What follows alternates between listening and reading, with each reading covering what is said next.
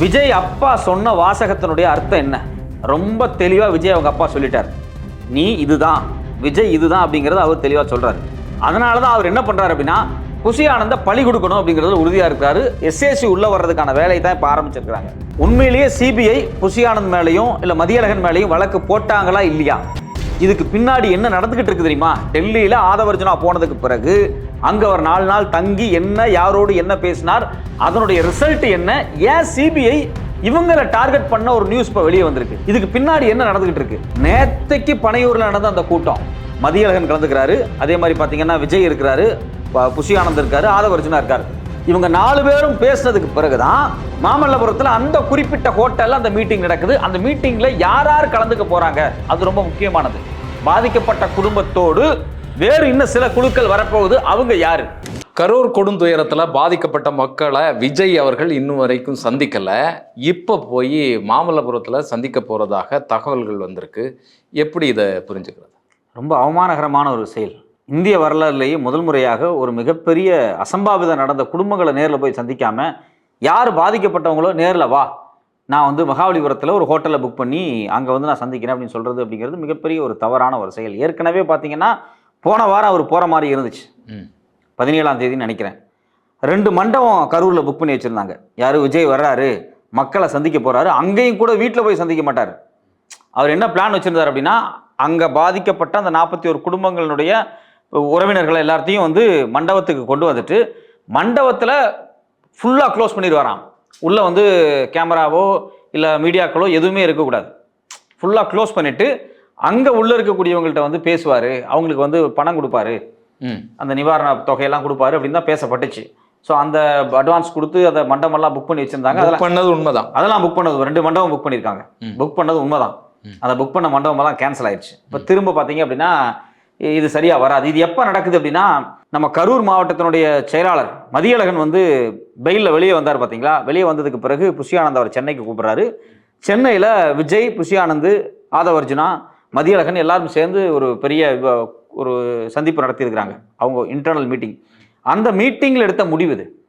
அந்த முடிவுக்கு பிறகு தான் இந்த அனௌன்ஸ்மெண்ட் வருது, விஜய் நேராக அங்கே வருவார். ஆனால் இங்கே திரும்ப திரும்ப திரும்ப சொல்லப்படக்கூடிய விஷயம் என்ன அப்படின்னா, விஜயை வந்து காவல்துறை வந்து கரூர் போக அலோவ் பண்ணல அப்படிங்கிறாங்க.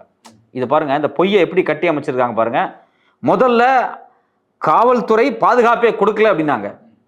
எங்களை அந்த இடத்த விட்டு காவல்துறை தான் போக சொல்லிச்சு அப்படின்னாங்க.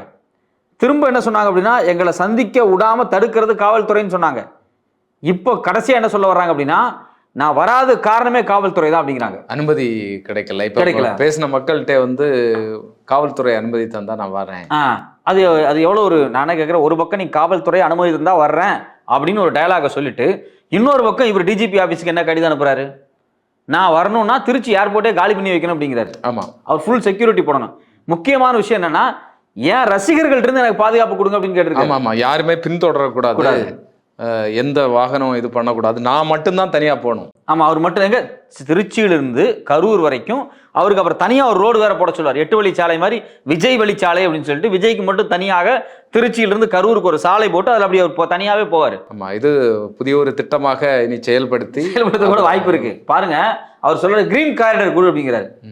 கிரீன் காரிடரில் நீங்க போய் என்ன பண்ண போறீங்க? உங்க கிட்னியோ தானம் பண்ண போறீங்க, காசு தானே அந்த மக்களுக்கு கொடுக்க போறீங்க. இப்ப கிட்னியோ ஹார்ட்டோ போயிருச்சு அப்படின்னா என்ன பண்ணுவாங்க அப்படின்னா, கிரீன் காரிடராக மாற்றுவாங்க. இந்த பச்சை லைட் போட்டுவிட்டு எல்லா சிக்னல்லையும் எங்கேயுமே யாரையுமே ஆம்புலன்ஸை நிறுத்தாமல் ஆம்புலன்ஸ் ஒரு பாயிண்ட்லேருந்து இன்னொரு பாயிண்ட்டுக்கு வேகமாக நகர்த்தி கொண்டு வந்து குறிப்பிட்ட நேரத்துக்குள்ளே அந்த உடல் உறுப்பை தானம் பண்ணி அந்த உடல் உறுப்பை வச்சு ஆப்ரேஷன் பண்ணி வேலையை முடிப்பாங்க. இப்போ என்ன சிக்கல் அப்படின்னா, இவர் சொல்கிறாரு, நான் திருச்சியிலேருந்து கரூர் வரைக்கும் கிரீன் கார்டரில் வரப்போகிறேன் அப்படிங்கிறாரு. நீங்கள் எதுக்கு வர்றீங்க? நீங்கள் என்ன வந்து உங்களுடைய உடல் உறுப்பை தானம் பண்ண போகிறீங்களான்னு கேட்குறேன். சரி, ஓகே, ரைட்டு. இப்போ வர்றன்னு முடிவாயிடுச்சு. வர்றன்னு முடிவாகி அப்புறம் நீங்கள் வந்து போலீஸ்ட்ட பர்மிஷன் கொடுக்குற இடத்துல நீங்கள் என்ன சொல்கிறீங்க, நான் கரூர் வருவேன், கரூரில் எனக்கு தனி மண்டபம் புக் பண்ணணும், அந்த மண்டபத்தை சுற்றி ஒரு 1 கிலோமீட்டருக்கு யாருமே இருக்கக்கூடாது, யாருமே ரசிகர்கள். முக்கியமா அதுல அண்டர்லைன், கடைசி அண்டர்லைன் என்ன அப்படின்னா, பத்திரிக்கை யாரும் இருக்கக்கூடாது. இப்ப கூட விஜய் என்ன நினைக்கிறார் அப்படின்னா, இவர் அந்த குறிப்பிட்ட ஹோட்டல் மாமல்லபுரத்தில் அந்த ஹோட்டல் இருக்கு பார்த்தீங்களா, அந்த ஹோட்டல்ல சந்திச்சு யாரும் உள்ள வராம பாதுகாத்து அந்த மக்களை பார்க்கணும்னு பார்க்குறாரு. யாருமே, அந்த மக்களை மட்டும்தான் சந்திப்பேன், பத்திரிகையாளர்களை சந்திக்க மாட்டேன், இந்த சாவு குறித்து நான் டீட்டெயிலாக பேச மாட்டேன். உலகத்திலேயே முதலா ஏதாவது ஒரு கட்சி சிபிஐ என்கொயரி போட்ட உடனே நீதி வெல்லும்னு போடுவாங்களான்னு கேட்குறேன். அவங்க தான் போட்டிருக்காங்க. ஸோ இப்போ நேற்றுலேருந்து செய்தி என்ன போயிட்டு இருக்கு? எங்களுடைய ஆட்கள்கிட்ட கொடுத்துட்டீங்க, அப்போ நீதி தான் வெல்லும். அப்போ சிபிஐ தான் எஃப்ஐஆர் போட்டிருக்கிறதாக ஒரு செய்தி பரவிட்டு இருக்கு பார்த்தீங்களா? அது இன்னும் உறுதியாகப்படலை. எஃப்ஐஆர் போட்டிருக்கிறதா சொல்கிறாங்க. ஆனால் எஃப்ஐஆர் போடுறதுக்கான வாய்ப்பு உண்டு. எப்படி அப்படின்னா, விஜய், ஆதவர்ஜுனா இவங்களை விட்டுவிட்டு புசி ஆனந்த், மதியழகன், மற்ற நிர்வாகிகள் இருக்காங்க பார்த்தீங்களா, எல்லாத்து மேலே எஃப்ஐஆர் போடுறதுக்கான வாய்ப்புகள் இருக்கு. விஜய மட்டும் செக்ல வச்சிருப்பாங்க போல. ஆமாமா, நாங்க வச்சிருக்கோம், எப்ப தேவைப்பட்டாலும் நாங்க போடுவோம். இது கிளீனான ஆதவர்ஜுனாவினுடைய ஐடியா. அவர் டெல்லி போய் 4 நாள் அங்கே தங்கியிருந்தார் பார்த்தீங்களா, அதில் அவருடைய பிளானே என்ன அப்படின்னா, சிபிஐ என்கொயரியை இனிஷியேட் பண்ணதுக்கு பிறகு புசி ஆனந்த் கிரவுண்ட் வரைக்கும் அவருக்கு எல்லாத்துக்கும் தெரியும். புசி ஆனந்த் எலிமினேட் பண்ணிடணும், ஜானை எலிமினேட் பண்ணிடணும். இவங்க எல்லாத்தையும் எலிமினேட் பண்ணிட்டு கட்சி மொத்தமாக மேலே கைப்பற்றணும், மேல இருந்து கீழே வரைக்கும் மொத்தமாக கிரவுண்ட்ல நம்ம கைப்பற்றிடணும் அப்படிங்கிறதுல அவர் ரொம்ப உறுதியா இருக்கிறாரு. இல்ல பலரும் வந்து வேலை செஞ்சு மக்கள் மத்தியில போய் தொண்டர்களை சந்திச்சு அப்படிதான். இல்ல அவருக்கு அவர் என்ன நினைக்கிறார், அவங்க மாமனார் காசு சேர்த்து வச்சிருக்காரு பல லட்சம் கோடி. அந்த பணத்துல வந்து அவர் பொண்ணை கல்யாணம் பண்ணதுனால அவருக்கு ஒரு போர்ஷன் பணம் வந்துருச்சு. இந்த பணத்தை வச்சு எப்படியாவது நம்ம ஒரு பெரிய டெப்டி சிஎம் ஆயிரணும், சீஃப் மினிஸ்டராக கூட ஆயிரணும்னு ஆசைப்படுறாரு அவர். பணம் இருக்கிறதுக்காக ஒருத்தர் மினிஸ்டராவோ சீஃப் மினிஸ்டராவோ ஆயிட முடியாது. மக்கள் செல்வாக்கு வேணும், கட்சி வேணும். மக்கள் செல்வாக்கு மட்டும் இருந்தால் கூட போதாது, கட்சி கட்டமைப்பு வேணும், ஒரு கொள்கை வேணும், மக்கள்கிட்ட நீங்கள் மக்கள் பணி செய்யணும். இதெல்லாம் செஞ்சால் தான் மேலே வர முடியும். ஆதவர்ஜுனா தன்னுடைய திமுக எதிர்ப்பு வெறிக்காக, ஒரு ஈகோ அரசியலுக்காக விஜயை எப்படியெல்லாம் பயன்படுத்தணுமோ அப்படி பயன்படுத்துறாரு. அதுக்காக தான் அவங்க பிளான் போட்டு புசி ஆனந்த் எலிமினேட் பண்ணுறாங்க. இப்போ அவங்களுடைய டீலிங் எந்த லெவலுக்கு வந்துருச்சு அப்படின்னா, புசி ஆனந்த் மற்றவங்களாம் கழட்டி விட்டுட்டு எஸ்ஏ சந்திரசேகர் உள்ளே வந்துருக்கலாம். அவங்க அப்பாவே எஸ்ஏ சந்திரசேகர் கூட வந்துருவாரு. இனிமேல் இது மாதிரி கட்சிக்குள்ள எந்த விதமான குழப்பமான வேலைகளும் நடக்கக்கூடாது அப்படிங்கிறதுல வந்து ஒரு திட்டம் வச்சிருக்காங்க போல இருக்கு. இல்லை, இப்போ இந்த திட்டம் வந்து நீங்க சொல்றது ஆதவர்ஜுனா சொல்றீங்களா, அவருடைய பிளான்னு சொல்றீங்களா? ஆதவர்ஜுனா பிளான் தான். ஆதவர்ஜுனா ஆனா வந்து ஆதவர்ஜுனாவையும் வந்து எஸ்ஏ சந்திரசேகர் எதுக்க தானே செய்யறாரு. ஏன்னா பாண்டிச்சேரியில வந்து இவர் ஆதவர்ஜுனாவுடைய மாமனார் மச்சினர் அங்க வந்து முதலமைச்சர் ஆகக்கூடிய ஒரு கனவுல அங்க ஒரு செயல்பாடு நடந்துருக்கு. இங்க ஆதவர்ஜுனாவை இங்க ஆட்சி பீடத்துல எங்கேயாவது கொண்டு வந்து சேர்க்கறதுக்கான வேலை இங்க நடந்துட்டு இருக்கு. அப்போ இந்த பண மாஃபியா, லாட்டரி மாஃபியா இங்க சேர்ந்திருந்து விஜய் அதற்காக பயன்படுத்தக்கூடிய வேலை. இது பின்னாடி பிஜேபியினுடைய அஜெண்டா இருக்கு. பிஜேபி தான் பாண்டிச்சேரியில இவரை கொண்டு வரதுக்கான வேலையை பார்த்துட்டு இருக்கு. ஸோ இங்கேயும் அப்படி பாத்தீங்க அப்படின்னா, இங்கேயும் இந்த கரூர் இன்சிடென்ட்டுக்கு முன்னாடி வரைக்கும் பிஜேபிக்கும் இவங்களுக்குமான நேரடி தொடர்பு அப்படிங்கிறது உறுதிப்படுத்தப்படாத விஷயமா தான் இருந்துச்சு. இந்த 41 பேர் மரணத்துக்கு பிறகு ஆதவர்ஜுனா டைரக்டா டெல்லி டீலிங்குள்ள போயிட்டார். இப்போ இந்த டெல்லி டீலிங்கை தான் எஸ்ஏசியும் விரும்புறாரு. ஏன்னா மாநிலத்தில் வந்து அவங்களுக்கு வந்து எந்த பிடிப்புமே கிடையாது. காங்கிரஸ் மத்தியில் ஆட்சி அதிகாரத்துக்கு வரப்போறதும் கிடையாது இப்போதைக்கு. ஸோ அதனால முழுக்க பாஜகவோடு கைகோர்ப்பது தான் சரி அப்படிங்கிற இடத்துக்கு எஸ்ஏசி நகர்றாரு. அப்போ எஸ்ஏசி என்ன பண்றாரு, ஏன் ஆதவர்ஜுனாவே விரும்புறாருன்னா, ஆதவர்ஜுனா தான் செலவு பண்ணுவார். கட்சிக்கு காசு கொடுக்கணும்ல. நாளைக்கு வந்து 234 கேண்டிடேட் இறக்கணும் அப்படின்னா ஒரு தொகுதிக்கு 2 கோடி ரூபா செலவு பண்ணணும். ஒரு தொகுதிக்கு 2 கோடி செலவு பண்ற அளவுக்கு பணம் விஜய் ரசிகர்கள்ட்ட இருக்கா அப்படின்னா அது இல்லை. அப்போ அந்த தொகுதியில் இருக்கக்கூடிய பணக்கார வசதி படைத்த ஒரு நபரை தான் கொண்டு உட்கார வைக்கணும், கேண்டிடேட்டாக கொண்டு வரணும். ஸோ அப்படி ஒன்று அவங்க பசங்க யாரோ ஒருத்தவங்களை கேண்டிடேட்டாக கொண்டு வரும்போதும் சரி, அப்போ ஒரு டிமாண்ட் வரும். ஒரு 50 தொகுதி 100 தொகுதிக்காவது காசு செலவு பண்ணி ஆகணும். அந்த செலவு பண்ற காசு யார் பார்த்துக்குவாங்கன்னா ஆதவர்ஜுனா தான் பார்த்துக்குவார். ஸோ அதனால ஆதவர்ஜுனாவை எலிமினேட் பண்ண முடியாது அவங்க. அப்போ வந்து இப்போ வழக்கமாகவே வந்து காசு யார் இறக்குறாங்களோ அவங்க தான் கட்சியை வந்து கைப்பற்றுவாங்க. ஆமாம், கட்சி அவங்க கையில் போயிடும். அப்போ இதில் வந்து இப்போ கொஞ்சம் கொஞ்சமாக வாங்குறது, நிதின்னு வாங்குறதுங்கிறது வேற, எல்லா கட்சியிலையும் அது நடக்கும்னு வைங்களேன். இங்கே வந்து ஒரு பெரும் தொகையை இறக்கணும்னா அதுக்கான பிரதிபலன் அவர் எதிர்பார்க்கறது கண்டிப்பாக எதிர்பார்ப்பு. அவர் தான் துணை முதலமைச்சர் பதவி கேட்குறாரு. ஆனால் கொடுமை என்ன அப்படின்னா, விஜய்க்கே துணை முதலமைச்சர் பதவி தான் கிடைக்கும் அப்படிங்கிறாங்க. அதாவது தேர்தலில் ஜெயிச்சிருவாங்க, ஜெயிச்சு விஜய்க்கு துணை முதலமைச்சர் பதவி கொடுத்துருவாங்கிற நம்பிக்கையில் அவங்க இருக்காங்க. அந்த நம்பிக்கை வந்து ஒரு நாளும் பழிக்க போகிறது கிடையாது. நீங்கள் விஜய் அதிமுக கூட்டணி சேர்ந்தால் என்ன ஆகும், விஜய் டிடிவி தினகரன் பாமக இவங்கெல்லாம் சேர்ந்தா கூட்டணி என்ன ஆகும் அப்படின்னு தனியாக கால்குலேஷன் இங்கே நடந்துகிட்டு இருக்கு. யார் எந்த கூட்டணியை இருந்தாலும், அதிமுகவும் விஜயும் ஒன்றா சேர்ந்தாலும், இல்லை அதிமுக விஜய் டிடிவி தினகரன் பாமக பாஜக இருக்கக்கூடிய எல்லா கட்சிகளும் சேர்ந்து ஒன்றா நின்னாலும் திமுக கூட்டணியை தாண்டி ஜெயிக்க முடியாது. டஃப் இருக்கும். ஆனால் டஃப்பை தாண்டி திமுக கூட்டணி தான் ஜெயிக்கும். பட் ஆனால் இவங்களுக்கு ஒரு கனவு இருக்குது, விஜயை வச்சு இந்த எலெக்ஷனை டீல் பண்ணிடணும் அப்படிங்கிறதுல அவங்க ஒரு பெரிய உறுதியான ஏற்கனவே வந்து அவங்க பலவீனமாக இருக்கிறாங்க. இப்படி கரூர் சம்பவம் நடந்த பிறகு இதை வாய்ப்பாக பயன்படுத்தி விஜயை தூக்கக்கூடிய வேலை செய்கிறாங்க. ஏன்னா ஏற்கனவே வந்து டீலிங்கள் பேசி அது வந்து ஒத்து வரல. எஸ்ஏசி தெளிவாக சொல்கிறாரு, நீ பயப்படாத அப்படிங்கிறாரு. ஏன் எதுக்கு அந்த வார்த்தை சொல்கிறாரு, நீ பயப்படுற அப்படிங்கிறதுனால தான் சொல்கிறாரு. அடிப்படையில் விஜய் ஒரு கோழை, அவர் பயப்படுறாரு. அவர் எந்த விஷயத்தையுமே செய்ய தெரியல. ஒருத்தங்களுக்கு கான்ஃபிடன்ஸ் இருந்தால் தான் நீங்கள் வந்து எந்த சுச்சுவேஷனாக இருந்தாலும் சமாளிப்பாங்க. உண்மையிலேயே நீ ஒரு தைரியமான ஆளாக இருந்தால் மக்கள் செத்த உடனே ஒன்று அந்த இடத்த விட்டு ஓடாமல் இருந்திருப்ப, இல்லை அடுத்த நாள் போய் பார்த்துருப்ப, இல்லை 2 நாள் கழிச்சு போய் பார்த்துருப்பீங்க. உங்களுக்கு தைரியம் இல்லை, இன்னைக்கு வரைக்கும் தைரியம் இல்லை. இப்போ கூட மகாபலிபுரம் ஹோட்டலில் புக் பண்ணி மக்களை ஏன் அங்கே வர சொல்கிறாங்க அப்படின்னா, இன்னைக்கும் நாம மீடியாவை சந்திச்சிடக்கூடாது. கேள்விக்கு பதில் சொல்ல முடியும். பாதிக்கப்பட்ட மக்களுக்கு 20 லட்சம் ரூபா கொடுத்தாச்சு. பக்கத்து வீட்டுக்கார அசிங்கமா திட்டுவான்ல போனா, இவன்லாம் ஒரு ஆளா, இவன்லாம் எதுக்கு இங்க வர்றான் அப்படின்னு 2 பேரும் திட்டிடக்கூடாது. பொது இடத்தில் விஜய் கேவலப்பட்டு விடக்கூடாது. ஏன்னா 2-3 இடத்துல விஜய் மேல செருப்பு தூக்கி அறிஞ்சிருக்காங்க. ஏன்னா விஜயனுடைய அவருடைய ஸ்டைல் ஆஃப் ஒர்க்கில் சில பேர் ஏற்கனவே மாட்டுக்கப்ப விஜயகாந்தனுடைய மரணத்துக்கு வந்துட்டு போகும்போது கூட யாரோ விஜய் முதல்ல அடிச்சிருக்காங்க. அது மாதிரி காட்சிகள்லாம் வெளியே வந்துச்சு. அது அதனுடைய உண்மைத்தன்மை என்னன்னு செக் பண்ணணும். அது வேற இல்லை. இப்போவே வந்து நமக்கு சோசியல் மீடியாவில் விஜய்க்கு எதிராக ஒரு பக்கம் வந்து பேசிட்டு தான் இருக்கிறாங்க. இவங்க எதாவது செட் பண்ணி விஜய்க்கு ஆதரவாக பேசுங்க. இப்போ குழந்தைய பறி கொடுத்தவங்க இறந்தவர்களுடைய இறந்தவர்களுடைய 4 பேரும் பேசி முடிக்கும்போது என்ன சொல்றாங்க? அவர் வரணுங்க அப்படிங்கிறாங்க. அவர் வரணுங்கிற வாசகம், பிள்ளை இறந்துருக்கு, அவர் என்ன பண்ணுவார், அரசு என்ன பண்ணணும், இதெல்லாம் பேசலாம். அவர் தான் ஆட்சிக்கு வரணும் அப்படின்னு ஒரே ஸ்கிரிப்டை 4 பேரும் பேசியிருக்கிறாங்க. அது முழுக்க ஸ்கிரிப்டட் ஒர்க்கு. ஏன்னா அந்த ஸ்கிரிப்டட் ஒர்க்கை பண்ணால் தான் 20 லட்சம் காசு கிரெடிட் ஆகும். ஸோ அந்த வகையில் போகிறாங்க. இப்போ இதனுடைய சிக்கல் எங்கே வருதுன்னா, எஸ்ஏசி உள்ளே வர போகிறார்.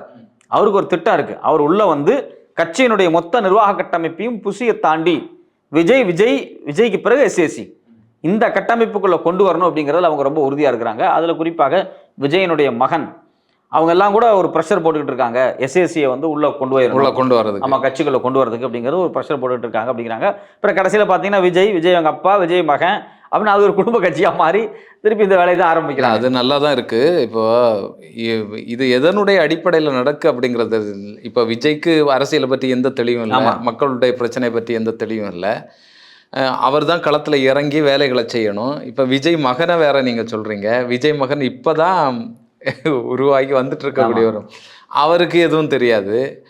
எந்த மக்கள் எப்படி இதில் ஒரு அப்ரோச் இருக்குது. இது குறித்து பார்த்தீங்க அப்படின்னா, ஒயர் பத்திரிகையில் மூத்த பத்திரிகையாளர் திரு ராமன் அவர்கள் ஒரு கட்டுரை எழுந்தார். ஆர்எஸ்எஸ்னுடைய சிக்கல், ஆர்எஸ்எஸ்க்கும் பாஜகவுக்குமான அடிப்படை சிக்கல் எங்கே வந்துச்சு அப்படின்னா, பாஜக மோடி டீம் என்ன நினைக்குது அப்படின்னா, நான் இந்தியா முழுக்க அறிந்த முகம், நான் திட்டங்களை கொண்டு வர்றேன், மக்கள் எனக்கு ஓட்டு போடுறாங்க, நான் அந்த திட்டங்களை சோசியல் மீடியா மூலியமாகவும் ஊடகங்கள் மூலியமாகவும் மக்கள்கிட்ட நான் கொண்டு சேர்த்துறேன், மக்கள் எனக்கு ஓட்டு போட போகிறாங்க. எனக்கு இந்த இடைப்பட்ட கட்டமைப்பு, நான் வந்து ஒரு டிஸ்ட்ரிக்ட் லெவலாக இருக்கும், ஜோனல் லெவலாக இருக்கும், ரீஜனல் லெவலாக இருக்கும், இங்கெல்லாம் ஆர்எஸ்எஸ் காரங்களுக்கு நான் ஏன் பணிஞ்சு போகணும் அப்படிங்கிற இடத்த வந்து சொல்கிறாங்க. டைரக்டா லீடர் டு ஓட்டர். இந்த அப்ரோச்சில் வந்து பார்த்தீங்கன்னா நாம் தமிழருக்கு அதில் ஒரு சின்ன ஒரு சாதகம் இருந்துச்சு. இப்போ நீங்கள் எங்கள் ஊர் கிராமத்தில் பார்த்தீங்கன்னா நாம் தமிழருக்கு யாரும் ஆதரவே இருக்க மாட்டாங்க. ஊரில் கிராமத்தில் அந்த கொடி இருக்காது, ஊரில் கொடி இருக்காது, கட்சி ஆஃபீஸ் இருக்காது, ஊரில் யார் நாம் தமிழர்னு யாருக்குமே தெரியாது. அந்த இடத்துல ஒரு தெருமுனை கூட்டம் நடந்திருக்கா, ஒன்றும் நடக்காது. ஆனால் தேர்தலில் ஓட்டு போடும்போது பார்த்தீங்க அப்படின்னா, எங்கள் ஊர்லேருந்து ஒரு 100 பேர் 50 பேர் ஓட்டு போட்டுருவான் ஒரு பூத்தில். அந்த பூத்தில் ஒரு 100 பேர் 50 பேர் இல்லை 150 பேர் வந்து ஓட்டு போடுறான். இப்போ இவன்லாம் எப்படி வந்து ஓட்டு போடுறான்? இவன் கட்சி கூட்டத்தை அட்டன் பண்ணானா, இவன் இப்போ தெருமுனை கூட்டத்துக்கு போனானா, இவன் கட்சியினுடைய கொள்கையை படித்தானா? அப்படி கிடையாது. சீமான் பேசுறதை வச்சு ஒரு 50-100 பேர் ஓட்டு போடுறாங்க. சோசியல் மீடியாவில் அதிபர் என்னெல்லாம் பேசுகிறாரோ அதிபர் நம்ம தனிநாடு வாங்கிடலாம்னு சொல்லுவார். அதுக்கெல்லாம் வந்து அவர் கைதட்டி ஓட்டு போடுறாங்க. இப்போ பிரச்சனை எங்கே வருது அப்படின்னா, இதே அப்ரோச் தான் விஜயோட அப்ரோச்சும். கட்சி மொத்தமுமே வாட்ஸ்அப் குழு தான். இப்போ விஜய் அப்படிங்கிற ஆள் கிரவுண்ட் வரைக்கும் தெரியாமலாம் இருக்காது. ஸோ அப்போ இந்த இளைஞர்கள் அப்படியே வந்து நமக்கு ஓட்டு போட்டுருவாங்க அப்படின்னு அவர் நினைக்கிறார். அது ஒரு ஆன்லைன் கட்சி மாதிரி. ஆன்லைன் கட்சி தான். எப்படி ஆன்லைன்ல நம்ம இது ரம்மி ஆடுற மாதிரி இது ஒரு ஆன்லைன் கட்சி. ஏன்னா இவர் ஆன்லைன்ல தான் போராட்டமே பண்ண போறாரு. இவர் ஆன்லைன்ல தான் மக்களே சந்திக்கிறாரு. முழுக்க ஆன்லைன்லயே. இதுல ஒரு நெகட்டிவிட்டி என்ன அப்படின்னா, இவருக்கு அதுல ஒரு கன்சிடபிளான ஓட்டு வரத்தான் செய்யும், வராமலாம் இருக்காது. பட் ஆனால் அது வெற்றி வகை கொடுக்காது அவருக்கு. பட் ஆனால் ஒரு கன்சிடபிளான ஓட்டு வரத்தான் செய்யும். இப்போ இந்த அப்ரோச் வந்து ஒரு டேமேஜை கிரியேட் பண்ணும். அதாவது ஓட்டர்ஸ் மத்தியில், புதுவாக வரக்கூடிய வாக்காளர்கள் மத்தியில் ஒரு கணிசமானவர்கள் வீடியோவை மட்டும் பார்த்துட்டு ஓட்டு போடக்கூடியவங்க ஒரு தடவை ஓட்டு போடுவாங்க, ஒரே ஒரு தடவை ஓட்டு போடுவாங்க, அடுத்த தடவை ஓட்டு போட மாட்டாங்க. ஒரு 5 வருஷம் கழிச்சு இன்னொரு எலெக்ஷன் வருதுன்னு வச்சுங்களேன், அப்படி வரக்கூடியல பாதி பேருக்கு விஜய் தெரியாது. ஏன்னா அதுதான் படத்தில் நடிக்கலையே.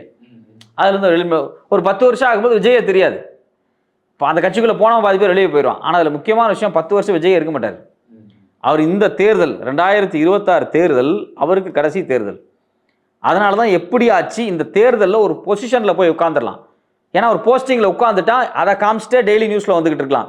இந்த தேர்தலில் அவரால் எந்த பொசிஷனுமே போக முடியல அப்படின்னா, அடுத்த 5 வருஷத்துக்கு ஒரு வீட்டில் தானே சும்மா இருக்கணும்.